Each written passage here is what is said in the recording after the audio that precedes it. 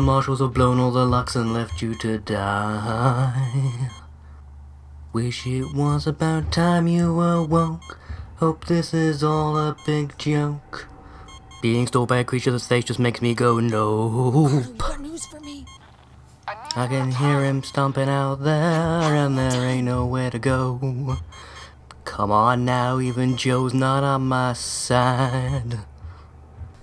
Just what the hell is that thing? Why is his head shaped like a swing? Come on now, just what the fuck did I do? I'm being hunted by a claw-wielding penis. His whole face is shaped like a dong. Got the kind of dentures that would send you screaming. And I think he might be looking my way. Oh, what kind of twisted jerk would even dream this? Armor plated and it's ready to kill. Oh, I don't drink, I ain't crass, I'm a gent in romance. Just wanna live to see the sunset at the end of the day. Do-ba-da-ba-ba, this nightmare Venus. I think it's time I'm running away. Whoa. I think it's time I'm running away. Whoa. I think it's time I'm running away.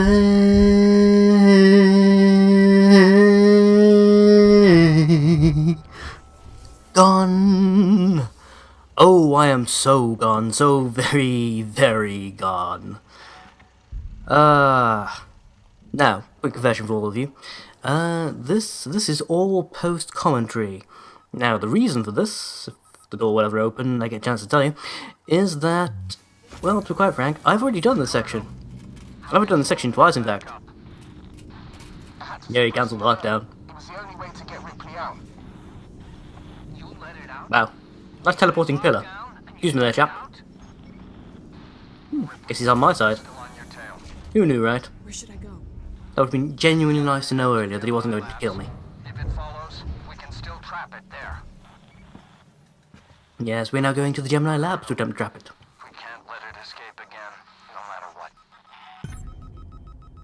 I get about here. How about you get your fat ass down here and you be the bait? How's that for a plan? Don't know why I'm whispering, you can't hear me. There's goodies down there in the cells, by the way. Use this terminal here to unlock it. Obviously, yes, I already know that because I had to do this earlier. It was ridiculous. This is why all this stuff is open, by the way. Since I already knew what was going to happen, I came here and unlocked it before actually doing the mission proper. I played about 4 or 5 hours of this game, not realising that I hadn't restarted the recording after I went to go get, food and whatnot. I have since come back, played, had offer breaks, done other things, all assuming that my recording was still going. I didn't realise I'd paused it to avoid using up unnecessary, hard disk space. I'm sure you did. Random survivors shouting about nonsense right outside here. No idea why they suddenly decided to move in right after, the good quote-unquote NPCs were here. The completely ineffectual ones that thank Ripley 1 second for saving their asses and tell her how crap she looks in the very next breath, quite often. Nope, that's my cue. There, jump. Something's out there. I just saw movement.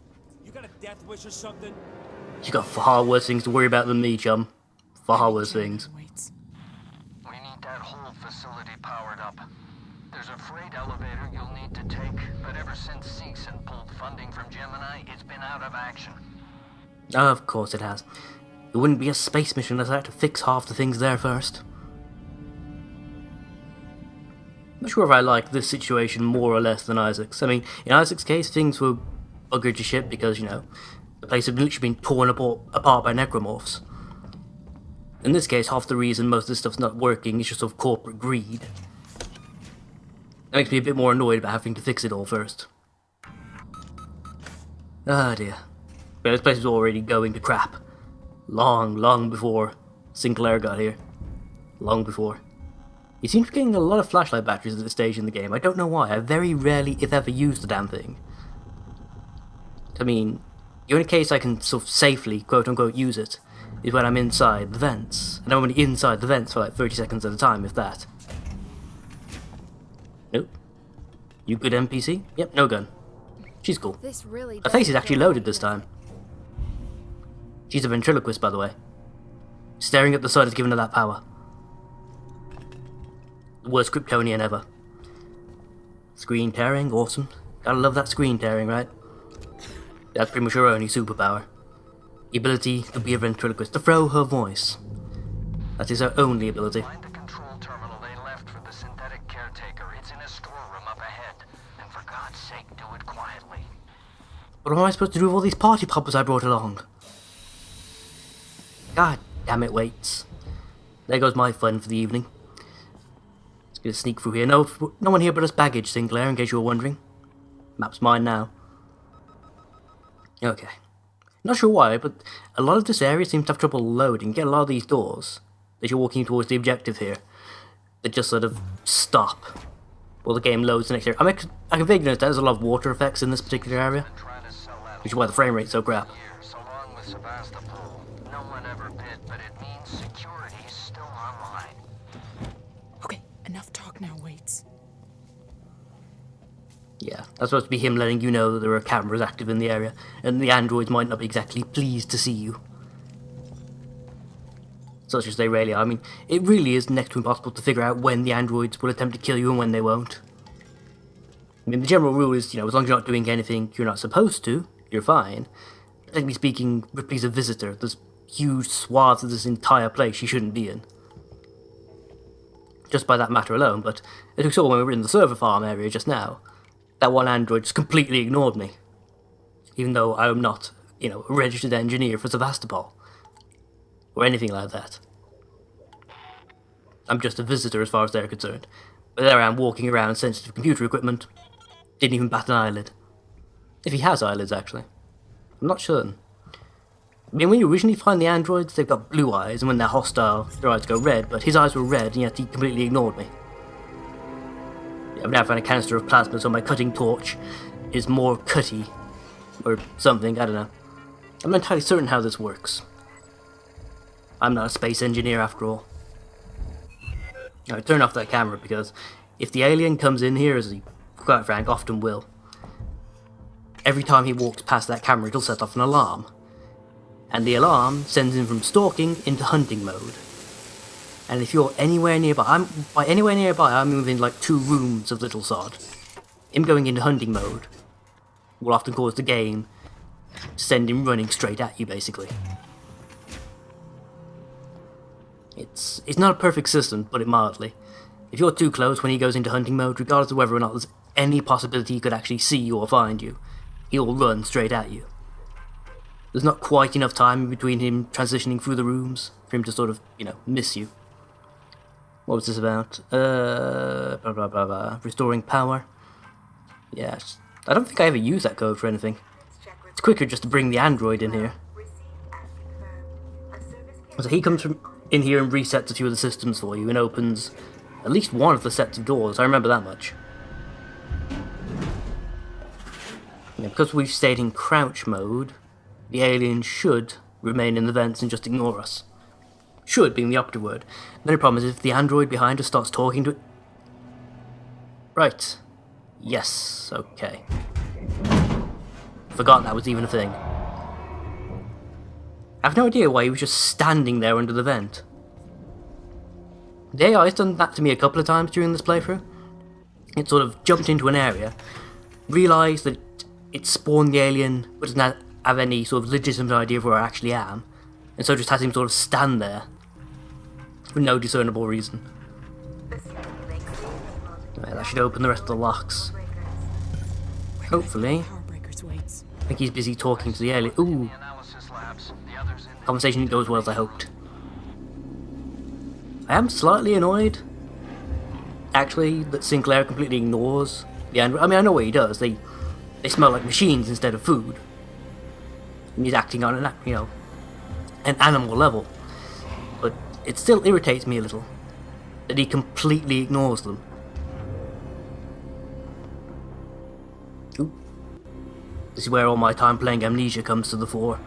I know that playing Ring Around the Rosie around chest-high cover.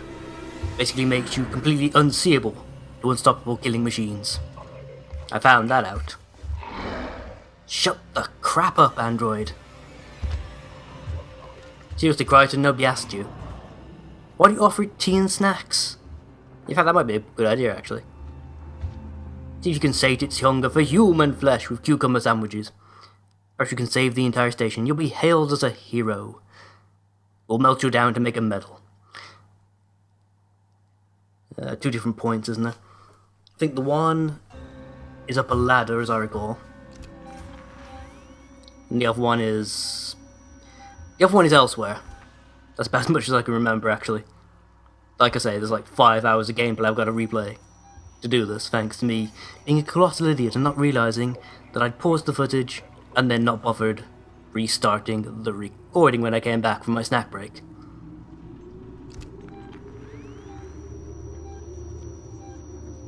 See, never mind plasma torches, Ripley could use me to open doors at this point. You cool? I don't believe I've had the pleasure. And nor shall you. You stay over there, Chumley.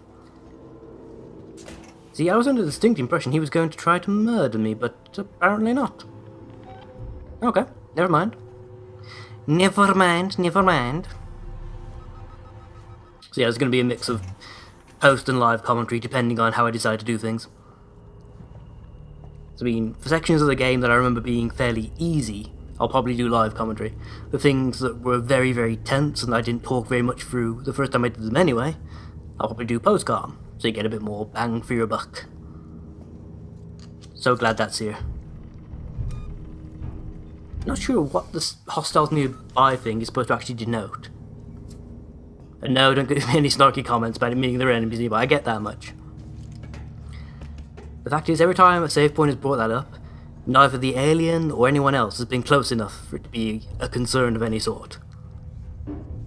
It seems to mean like there are hostiles on the map, as it were, or in that area of the map. But again, that doesn't really bother me. It hasn't so far, at least, anyway. I'm going to turn all these off. Every time that little, well, not so little, giant monstrosity, actually, triggers an alarm and sends himself into alert mode, it makes my day so much harder. Yoink, that map is mine now. I can add it to my collection and have an A to Z of Sevastopol by the end of this. Not that it matters, decommissioned station and all that, perhaps I can sell it as a collectible. There's no doubt some anorak out there who'd want it. Yeah, all this, I'll take all that. Blood going into vents. Not as yet been an issue, but well, I suppose it was in the last episode, actually. Thinking I've rewatched that. I can't remember if there were any other sequences during this where Sinclair enters vents. I don't think there are. There's, pretty soon we'll get to the area that was released as, the demo. Way back when. I don't know. I've never seen him go into vents in that area either, but I imagine if he was going to start doing it, that would be the area you would least want him to. You can open that as a shortcut back to where the requisitions android is, although, as far as I can see, there was absolutely no point in doing so. All it really does is give Sinclair yet another shortcut to use when he's transitioning through map areas to find you, and anything that makes his pathing harder is a good thing. Seriously, if you can make getting from one area of the map, or especially if you can make getting between maps especially difficult for him, he will waste entire minutes trying to figure out how to transition areas to keep following you. And if you can get multiple transitions between you and him, he will often just freak out and just stand still where he is, which means you can do entire swathes of missions without him bothering you in the slightest. In fact, there's an area later I'll show you where walking through a door triggers him to move ahead of you into the next map, and he won't come back. I don't know why, but he won't. So you can then turn around and just do the previous map completely unmolested. It's pretty damn consistent. Out of all the times I've tried it, because I had a little experience. That one map, again, it's the demo map, ended up killing me a lot the first time I tried it. So I had a lot of chance to muck around before doing... Well, I've got to do it again now, obviously. But it was very consistent, so I'm hoping that wasn't just some sort of limitation based on how long the game was active for. I'm hoping that's a consistent thing across, you know, power-offs and all the rest of it. I have no idea what this little corridor we're in is supposed to be exactly, but there are vents in the ceiling of this place, even though the pipes overhead stop anyone from actually getting in them. I have actually seen Sinclair drop into that crawl space and clip straight through the pipes. It's... well, it's not good, let's put it that way. Camera. I'm not going to bother turning this off, because the first time I did this, again, when I was actually playing blind, I managed to turn the camera off just in time to get skewered through the spine. He literally walked through the door behind me when I was turning the camera off. No idea why he suddenly rushed after me. I can only assume that perhaps he was in the room with the android and the android triggered him or something. Something I've noticed while playing the game, there are times when... I don't know if it's just a hard mode thing. But every now and again, the alien will just suddenly switch from, you know, looking mode to active hunting mode. For absolutely no reason. He won't have seen you, he won't have done anything. But suddenly he'll just make a beeline straight for you. For no, like I say, for no apparent reason. Every now and again. I can only assume there's like some sort of bug going on where perhaps you standing up to activate switches counts as you making noise in some circumstances for some reason. And the game decides that's a legitimate enough trigger to have him run straight at you from like 3 rooms away. It's not always a thing, but it's the kind of thing that makes me wish there were more frequent save points. I suppose that's going to be something you guys, well at least if I play this even vaguely competently, something you guys aren't going to see. Is all those times I died the first time I did this. Yeah, I've been doing really well up until now, if you know, don't mind me blowing my own horn. But sort of from this point onwards, I died like at least twice per episode. So, with any luck, now I know what's coming for better or worse, that won't be an issue. I mean, of course, you know, the whole idea is the AI is supposed to be unpredictable, so I could be getting way ahead of myself and might end up dying just as much, if not more, anyway. It's always a possibility. But I'm hoping that means I can move through the game at a bit faster pace. Anytime now. Anytime you like that, camera. But, I got a good feeling about this. Well, about this playthrough. Well, in this situation. This situation is still absolutely terrifying. And I think the water on... Oh, another weird thing. For some reason, when you approach these vents, rip people aside, the floor is absolutely fascinating. She has to rub her face across it right now. Right now. Still no idea exactly why. I think there's a slight ledge near the vent. And the game's obviously programmed to send Ripley into lie-down mode near very low things for you to hide under to give yourself extra cover. Problem is that the ledge isn't close enough, isn't wide enough even for her to actually hide under, even if she was going to try to do so. So it just looks plain old ridiculous. And it's very irritating because it drops you below the activation point for getting in the vent as well. Fortunately, never been killed by that particular odd gameplay feature, but I wouldn't be surprised in the slightest if it eventually happens. Yeah, we activated the 2 things now. This means the central pillar just over yonder. Oh, you son of a... You would appear now of all times. And this right here is a prime example of why you have to work against your own instincts. You have to be able to recognize whether or not your hiding spot is in fact actually a hiding spot. So I mean, where I just was, yeah, I see, he walked straight past it and then immediately turned round. If I'd stayed there, he would have seen me instantly, the moment he turned round. But because I'm using the whole sort of breakfast table effect here, to my advantage, despite his best attempts, I am always behind cover, as long as I keep moving around these 2 boxes.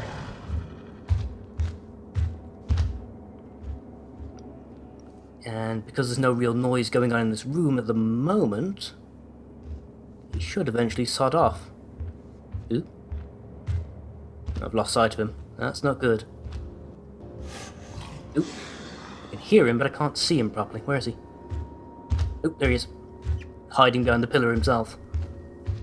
I notice every now and again, if the alien can't find you, he'll do that. He'll hide behind sort of the cover that you're meant to use.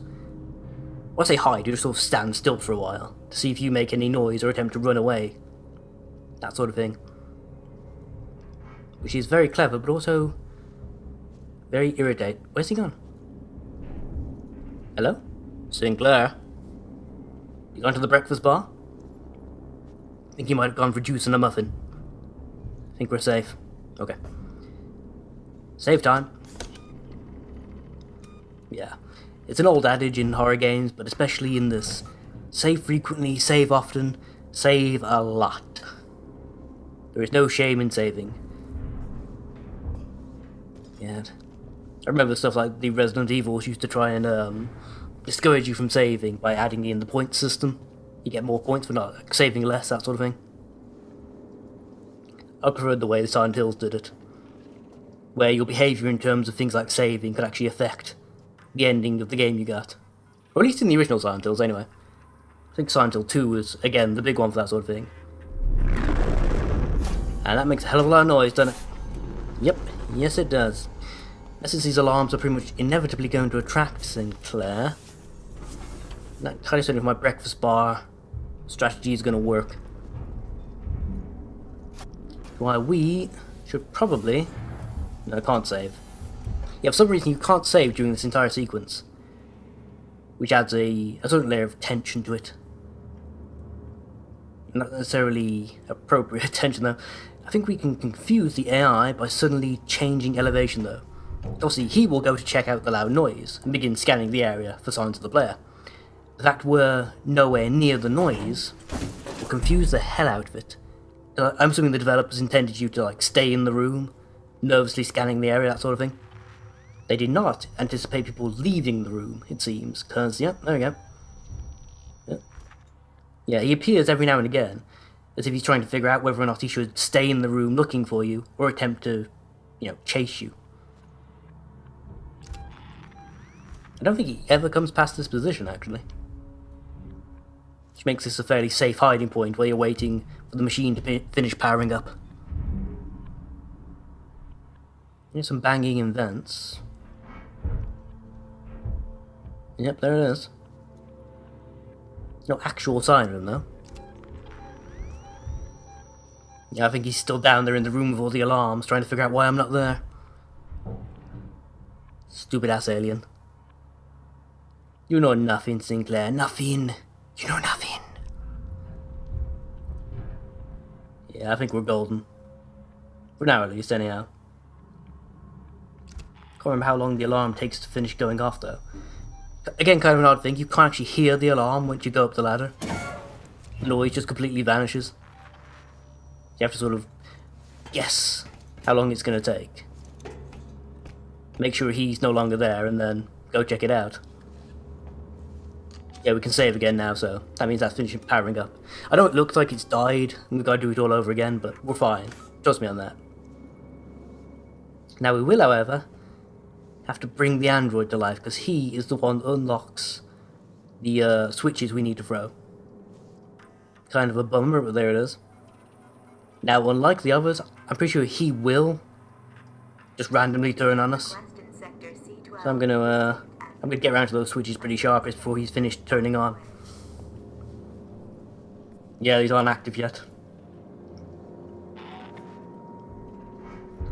Need him to prime them before we can activate them. Oh, you son of a... And he's gone again. I think that bizarre sort of in the vent, out the vent might be a byproduct of me messing with his AI by transitioning between areas really quickly. I think he's attempting to jump back and forth in an attempt to catch me. To catch me doing the same. I think that's his plan. That's it. Elevators online, Ripley. I'm just gonna mosey. I'm gonna keep messing with his head. Where are you, jackass? Oh, there he is. Yeah, he's stomping off towards the ladder, assuming that's where I'm going. Because the game will keep track of where you go if you keep traversing the same route over and over again. The game will feed that information to the alien, and he will start stalking the path you normally take through areas. Sometimes that occurs after you've done it a lot. Every now and again it'll occur if you've done something that the game has found particularly difficult to compensate for, such as me going up and down the ladder to confuse him when he's running into the alarm room. That's why he went straight for the ladder when he dropped in, to check if I was up there.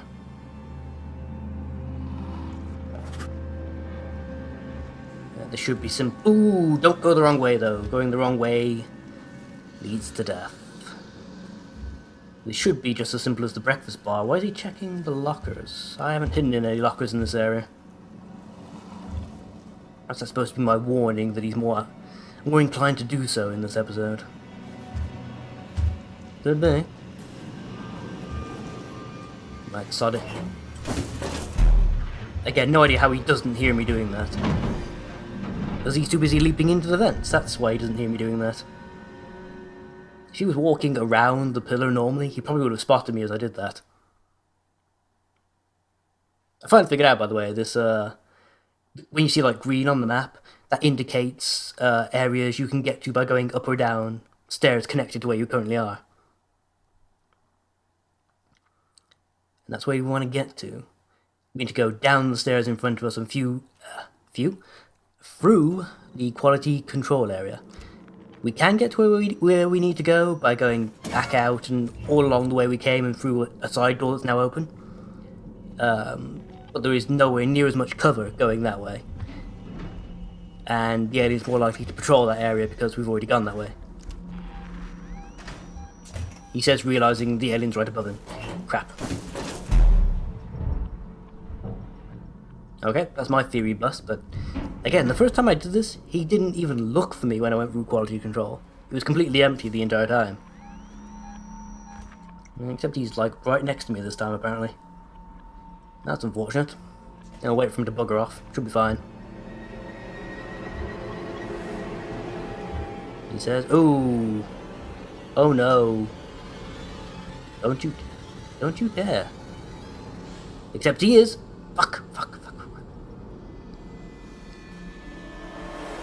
It's actually the first time I've ever recorded this happening. Yeah. If you hide like inside lockers and things too many times in the same area, he will start looking at them.